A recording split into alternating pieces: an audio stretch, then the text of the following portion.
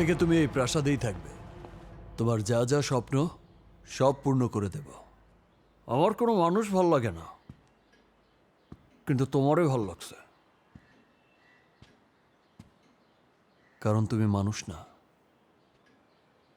তুমি পরী। এই কথাটা আগে কতজনকে বলেছেন? আরে না না, কাউরেই বলি নাই। আমার এই বেডরুমে তুমিই প্রথম নারী। থেকে যাও এই রাজ্যে।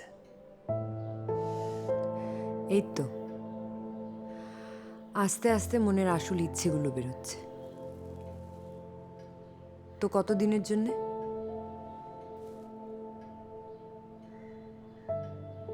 যতদিন বাঁচি। আজ থেকে তুমি যা চাইবা তাই হবে। এই কথাগুলো আর বিশ্বাস হয় না। আমার জন্ম কলকাতায়।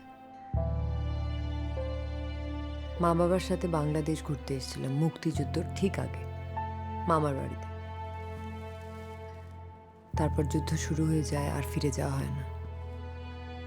পাকিস্তানিরা মা বাবাকে মেরে ফেলে, আর তার সাথে আমার স্বপ্নগুলোকেও। মামা বলতো, তুই যাই চাইবি তাই হবে। দেখুন না কি হলাম, বার ডান্সার।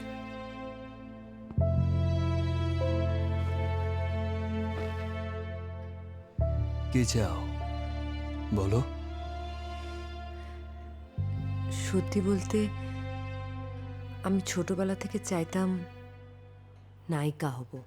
আমি জানি সেটা সম্ভব নয়, তাও যদি সিনেমায় কাজ করতে পারতাম।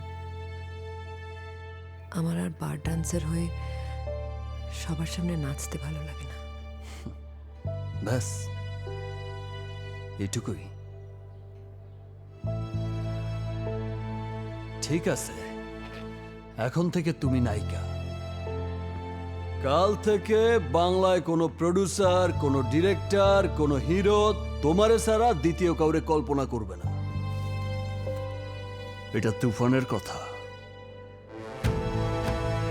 সেদিন থেকে সূচনা শুধু তুফানের নায়িকা না, সূচনা হয়ে গেল সিনেমার নায়িকা। লাগে উড়া দুরা, লাগে উড়া দুরা, তুমি কোন শহরের মাইয়া গো?